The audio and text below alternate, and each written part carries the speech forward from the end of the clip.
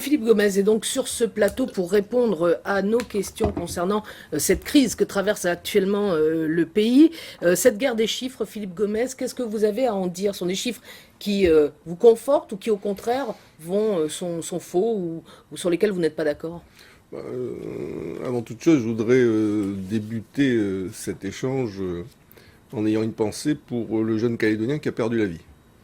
C'est pas habituel que dans le cadre d'un conflit économique ou social, une famille soit endeuillée.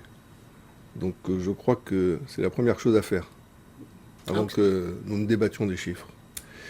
La deuxième chose, c'est que pourquoi M. Maille n'est pas là ce soir? Quand même curieux. Une décision du bureau de Contracmine, c'est ce qui nous a fait savoir il y a environ quelques minutes une demi-heure. avant le débat. Moi, j'aurais bien voulu avoir M. Maille ce soir, en face, pour qu'un certain nombre de dessous de cette affaire soient révélés. Et qu'on sorte du schéma un petit peu simpliste qui nous a été présenté trop régulièrement sur les rouleurs et les institutions. Donc oui, je suis heureux que ce soir, Nouvelle-Calédonie première ait exposé un certain nombre de chiffres. Ces chiffres-là, vous pensez qu'ils sont... Ils sont très justes. Première question, puisque là on a des rouleurs qui disent on exporte moins. Hein, c'est ça le sujet, qui en réalité sont envoyés devant par les mineurs. Première question, est-ce qu'on exporte moins?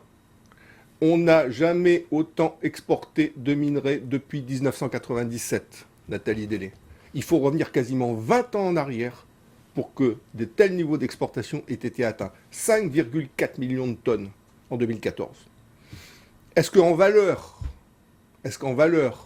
ces minerais sont exportés à un prix moindre? Faux. Le niveau en valeur des exportations n'a jamais été aussi élevé qu'en 2014. 24 milliards de francs CFP d'exportation.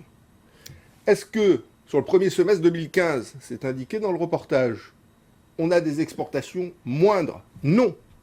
On reste au même niveau qu'au premier semestre 2014, c'est-à-dire quasiment 2 400 000 tonnes. Mais il y a une différence. Il y a une différence qui est indiquée dans le reportage. Moins de latérite exportée à destination de l'Australie, parce que les mineurs n'ont pas voulu, pour une part, re-signer la totalité des contrats avec QNI en Australie, et plus de garnierite à destination de la Corée. Mais ces latérites, Philippe Gomez, qu'est-ce qu'on va en faire? Ce sont des latérites pauvres que de toute façon on ne peut pas exploiter ici.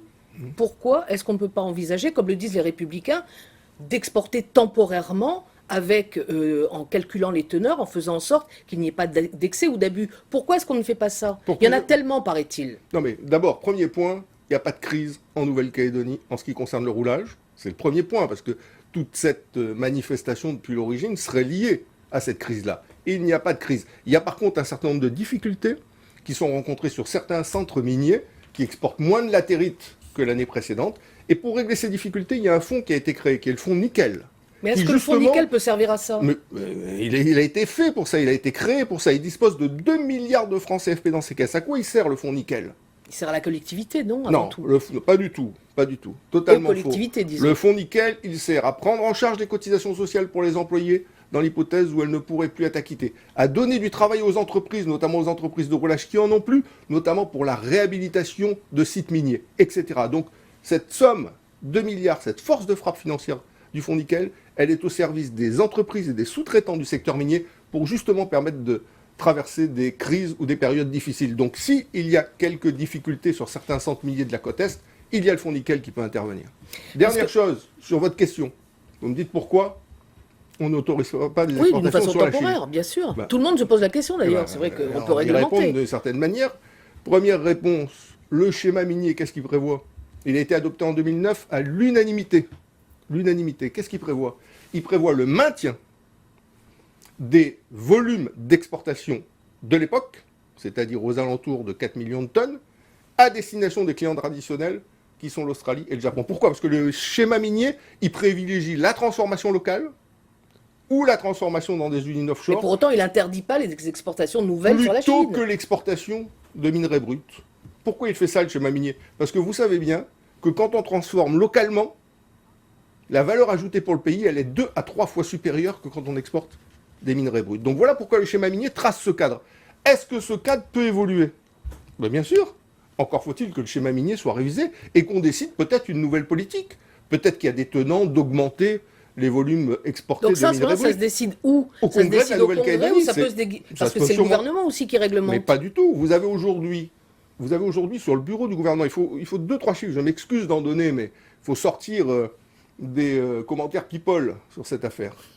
Il y a 2-3 chiffres à connaître. On exporte aujourd'hui 5 400 000 tonnes, c'est-à-dire déjà 50% de plus qu'à l'époque où a été adopté le schéma minier.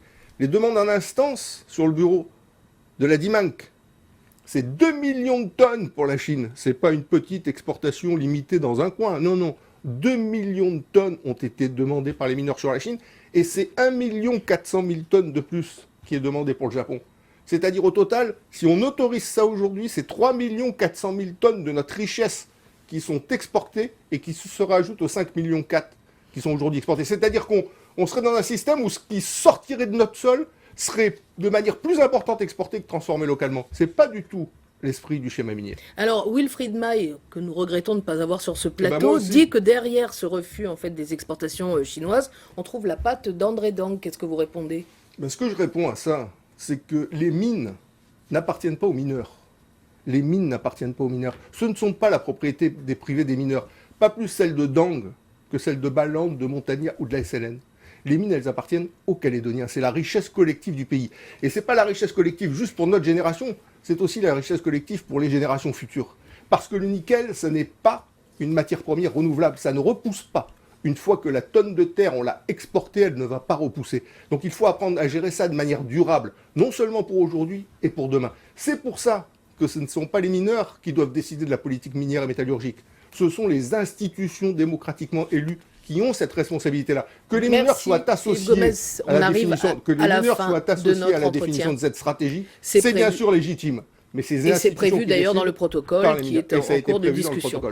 Je vous remercie de m'avoir invité, même si M. Maille s'est dérobé.